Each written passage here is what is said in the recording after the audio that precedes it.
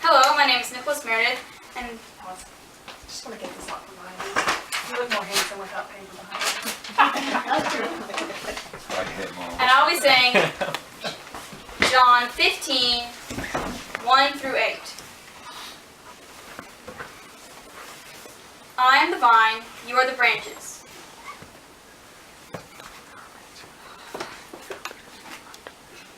You're good.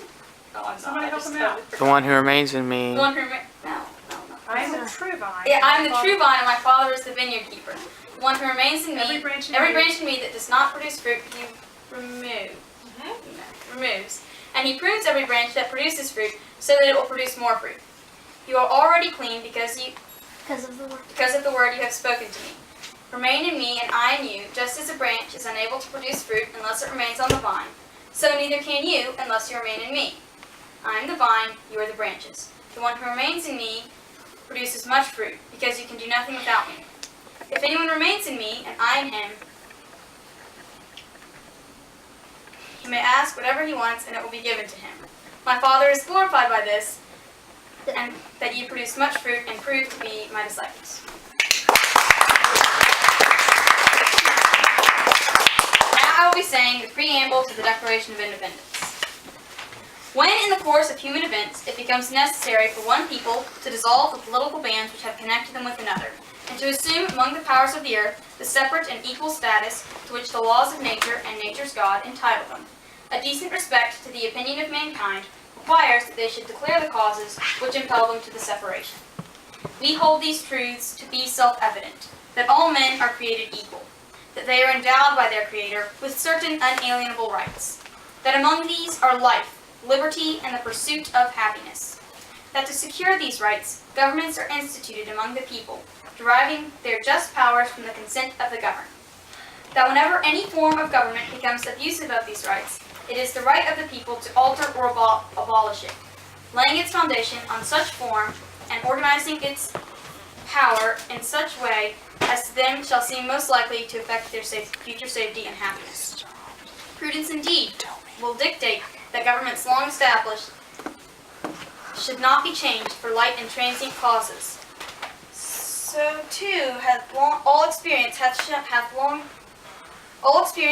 that mankind are more disposed to suffer while evils are sufferable than to right themselves according to the customs which they are accustomed to. But when a long train of abuses and usurpations, pursuing invariably the same cause,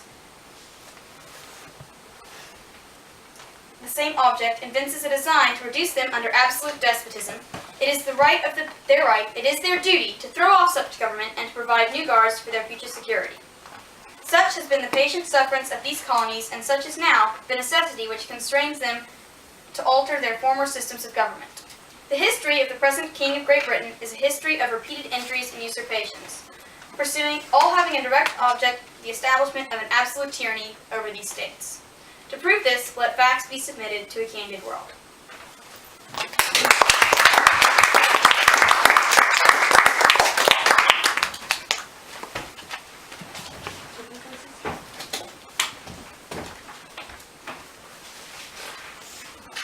Peter, can I get the pointer?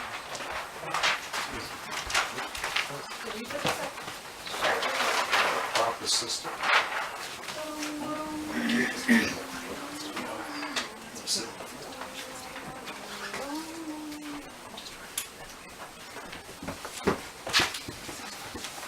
I will now talk to you on the Roman Empire.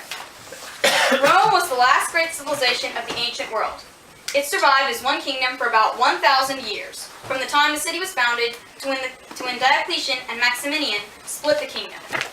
They conquered Carthage and the Phoenicians, Athens and Sparta, the rest of Greece, Gaul, now called France and Spain, and the Celts in Great Britain.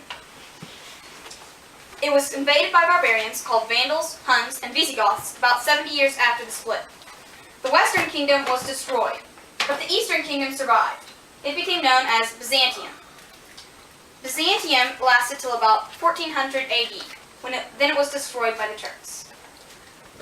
Here are a few facts I would like to share with you about the overall history of the Roman Empire. The first is the Punic Wars.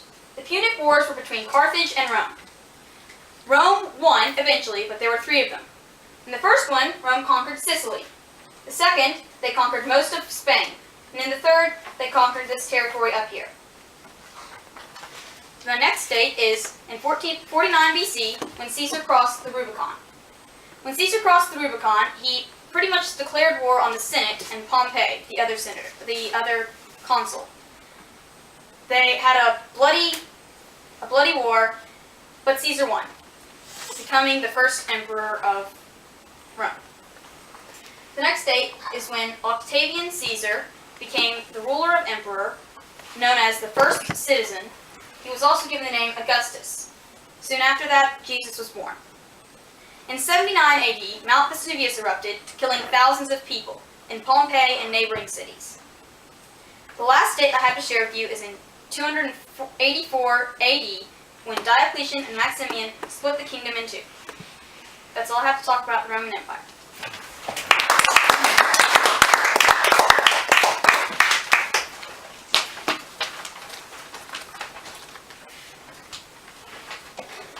I will now talk to you about the circulatory system.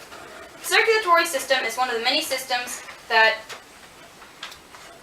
function in your body. The purpose of the circulatory system is to send blood and oxygen throughout your body. There are 3 main parts to it. The first is your heart. Your heart is one of the most important organs in your body. It pumps blood throughout your body. Your blood travels to and from your other organs through little tubes called veins and arteries. It carries oxygen from the lungs to the other organs. The next part of the circulatory system are the arteries. Arteries transport blood from the lungs to the rest of the body. The blood they pump is oxygenated and red. Their purpose is to bring oxygen to your muscles and other organs. Lastly, we have veins. Veins move the blood that is not oxygenated from your muscles to your heart and then to your lungs. The blood that is not oxygenated is purplish reddish. When a vein gets cut, the blood is exposed to oxygen, so it becomes solid red again. That's all I have to talk about right now.